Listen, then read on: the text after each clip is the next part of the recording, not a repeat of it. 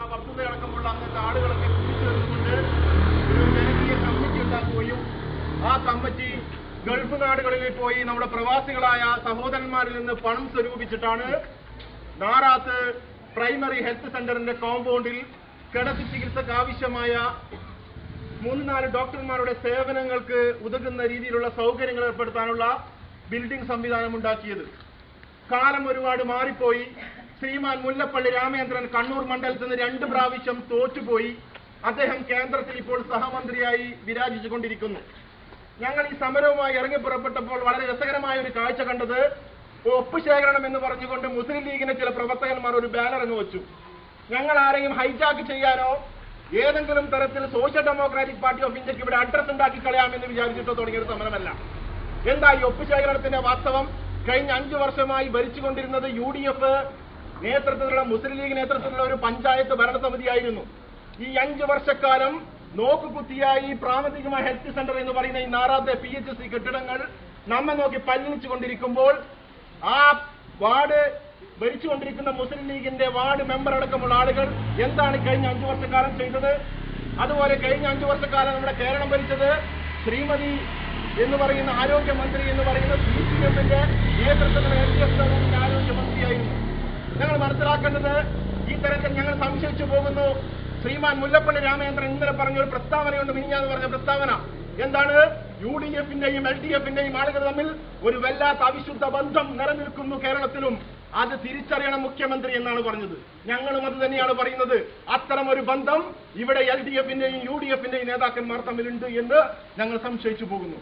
അതുകൊണ്ടാണ് കഴിഞ്ഞ വർഷങ്ങളായി നിരവധി സൗകര്യങ്ങൾ ഉണ്ടായിട്ട് പോലും ജനങ്ങള് ഈ കോരിച്ചൊരിയുന്ന മഴയത്ത് പകർച്ചവ്യാധികൾ പിടിക്കുമ്പോൾ സാധാരണ പ്രൈവറ്റ് ഡോക്ടറെ കാണിച്ചാൽ 50 രൂപ ഫീസും ആന്റിബയോട്ടിക്കുകൾക്ക് വേണ്ടി 100 കണക്കിന് രൂപയും ചെലവാക്കേണ്ടി വരുമ്പോ എല്ലാവിധ സൗകര്യങ്ങൾ ഉണ്ടായിട്ടും ഞങ്ങൾ മനസ്സിലാക്കേണ്ടതാണ്, എല്ലാവിധ സൗകര്യങ്ങൾ ഉണ്ടായിട്ടും ഈ ആശുപത്രി ഒരു നോക്കുകുത്തിയായി കിടക്കുകയാണ്.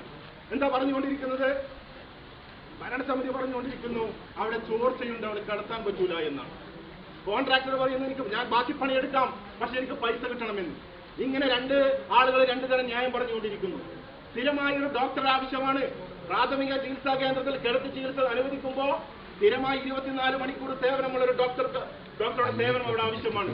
പക്ഷേ ഡോക്ടർക്ക് താമസിക്കാനുള്ള ക്വാർട്ടേഴ്സ് ഇല്ല എന്ന് പറയുന്ന ഒരു സാങ്കേതികമാണ് ഇതിന് പിന്നിലുള്ളത്.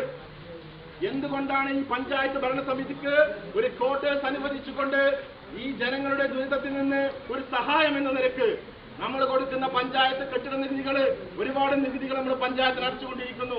ഗവൺമെന്റ് എല്ലാ തലത്തിലും കേന്ദ്ര ഗവൺമെന്റ് ആയാലും സംസ്ഥാന ഗവൺമെന്റ് ആയാലും വർഷാവർഷങ്ങളിൽ പദ്ധതികൾക്ക് വേണ്ടി കോടിക്കണക്കിന് രൂപ ചെലവഴിച്ചുകൊണ്ടിരിക്കുമ്പോൾ ജനങ്ങളിൽ നിന്ന് പിരിച്ചെടുത്ത പൈസ ഉപയോഗിച്ച് കഴിഞ്ഞ വർഷങ്ങളായി നോക്കുകുത്തിയായ ഒരു സംവിധാനങ്ങളോട് നിലനിൽക്കുന്നു. അതുകൊണ്ട് സോഷ്യൽ ഡെമോക്രാറ്റിക് പാർട്ടി ഓഫ് ഇന്ത്യ ഭരിച്ചുകൊണ്ടിരിക്കുന്ന CPM നേതൃത്വത്തിലുള്ള പഞ്ചായത്ത് ഭരണസമിതിയോടും അതുപോലെ തന്നെ ഇവിടെ കഴിഞ്ഞ കുറെ കാലമായി ഭരിച്ചുകൊണ്ടിരിക്കുന്ന മുഴുവൻ രാഷ്ട്രീയ തമ്പുരാക്കന്മാരോട് ഞങ്ങൾ പറയുന്നത് ഈ സമരം ഒരു തുടക്കം മാത്രമാണ്.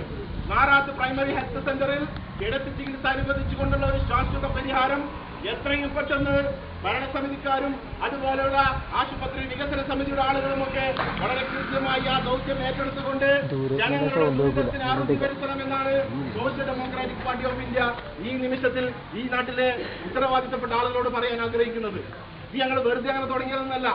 SDPI എന്ന് ഉഷാറാക്കി കളയാമെന്ന് വിചാരിച്ച് പ്രൈമറി ഹെൽത്ത് സെന്ററിൽ നിന്ന് ആരും കാണാത്ത ഈ ഓണങ്കാറ മൂലയില സ്റ്റെപ്പ് റോഡ് പിന്നിട്ടുകൊണ്ട് ഈ പഞ്ചായത്ത് ഓഫീസിന്റെ മുന്നിലേക്ക് മാർച്ച് നടത്തിയത് ഒരു കാടിളക്കി കളയാമെന്ന് വിചാരിച്ചിട്ടല്ല, മറിച്ച് ഇത് കൃത്യമായ ഉത്തരവാദിത്ത ബോധം എന്ന് പറയുന്ന ഒരു സംഗതി, ജനങ്ങളുടെ പക്ഷത്ത് നിൽക്കുക എന്ന് പറയുന്ന ഒരു സംഗതി സോഷ്യൽ ഡെമോക്രാറ്റിക് പാർട്ടി ഓഫ് ഇന്ത്യ ഏറ്റെടുത്തത് കൊണ്ടാണ്. അതുകൊണ്ട് തന്നെ ഇതൊരു തുടക്കമാണ്. ഇത് അനുവദിച്ച് കിട്ടുന്നതുവരെ ഈ സമരരംഗത്ത് സോഷ്യൽ ഡെമോക്രാറ്റിക് പാർട്ടി ഓഫ് ഇന്ത്യ വളരെ ശക്തമായ രീതിയിൽ തന്നെ നിൽക്കുമെന്ന് പ്രഖ്യാപിച്ചുകൊണ്ട് ഈ സമരത്തിൽ പങ്കെടുത്ത എന്റെ മുഴുവൻ നല്ലവരായ SDPIയുടെ പ്രവർത്തകന്മാർക്കും അതുപോലെ ഇനി അങ്ങോട്ട് ഇതിനു വേണ്ടി പിന്തുണയുമായി മുഴുവൻ ജനങ്ങളോടുള്ള പിന്തുണ ഞങ്ങൾ അഭ്യർത്ഥിക്കുകയാണ്.